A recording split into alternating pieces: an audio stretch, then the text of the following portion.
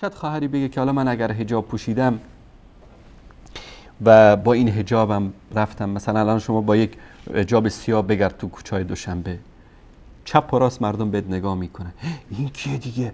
داعشیه؟ از کجا آمده این چه وضعشه؟ این چه لباسیه؟ من به این خواهرانم میگم که اگر اینطوری باتون برخورد میکنن، من یک مژده‌ای به شما میدم، مژده‌ای که رسول الله صلی الله علیه و سلم 1400 سال به شما داده. 1400 سال پیش این مژده رو بهتون داده. میفرمایند که بدأ الاسلام غریبا، اسلام در غربت و بی کسی به وجود آمد. کی بود مسلمان در مکه؟ علی، ابوبکر، رسول الله و خدیجه. بس 4 نفر بودن و فاطمه که خیلی کوچیک بود. 5 نفر. غربت بود یا نبود؟ ابو جهل، ابو لهب، امیه، سران مشرکین، طائف، مدینه، روم، فارس، دنیا رو کفر گرفته بود. 5 نفر مسلمان بود. بدأ الاسلام غریبا، اسلام در غربت و بیکسی با 5 نفر شروع شد. ثم یعود غریبا، در آخر الزمان دوباره به همین غربت خودش برمیگرده. امروز یک زن مسلمان اگر در دوشنبه لباس سیاه بپوشه، همه چپ چپ بهش نگاه میکنه. چرا؟ چون این زن مسلمان غریب است، بیکس است، تنهاست در این جامعه. ثم یعود غریبا، باز به همون غربتش برمیگرده. کما بدا، چنان که در اول غریب بود، بیکس بود، تنها بود. فتوبا للغربا، پیامبر صلی الله علیه و سلم مژده میدن، بشارت میدن، توبا از آن کسی که در این غربت زندگی میکنه. توبا برای کسی که غریب هست در زمانی که اسلام غریب است، پابند دین هست.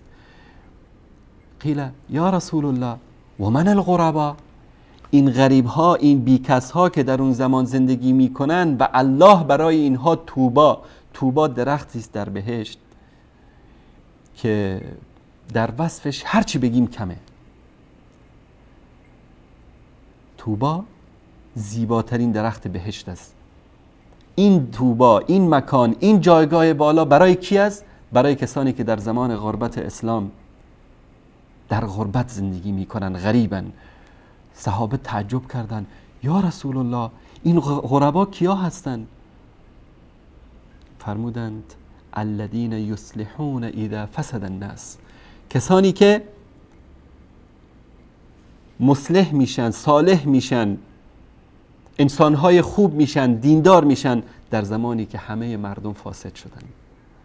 نه اینکه بگن چون مردم فاسدن. امروز یک ضرب المثل باطلی داریم، میگه خواهی نشوی رسوا، امرنگ جماعت باش.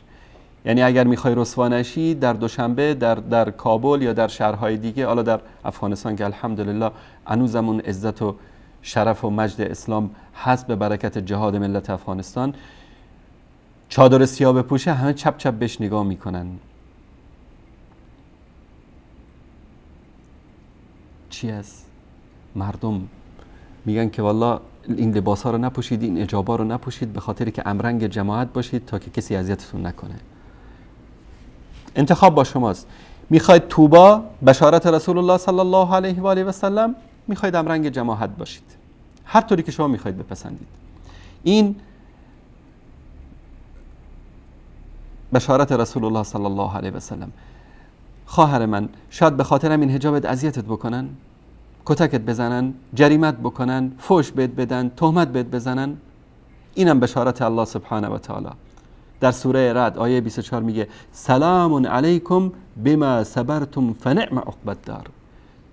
سلام باد از طرف الله به شما ای کسانی که در غربت و در بیکسی اسلام دینتون رو، حجابتون رو، شریعتتون رو حفظ کردید، صبر کردید بر اذیت و آزار این مفسدین و ملحدین، صبر کردید بر جریمه هایی که باید بپردازید به خاطر حجاب. درود الله بر شما باد، سلام الله بر شما باد، وارد شوید به بهشت، بهترین پاداش است برای شما. چند روز میخواید در این دنیا زندگی بکنید؟ 30 40 50 60 70 80 90 100 110 120؟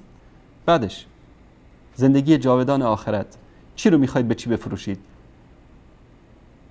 میخواید زندگی دنیا رو بفروشید در مقابل آخرت، یا زندگی آخرت رو بفروشید در برابر زندگی دنیا؟ کدوم انسان عاقلی زندگی جاویدان آخرت رو در مقابل 4 روز زندگی دنیا میفروشه؟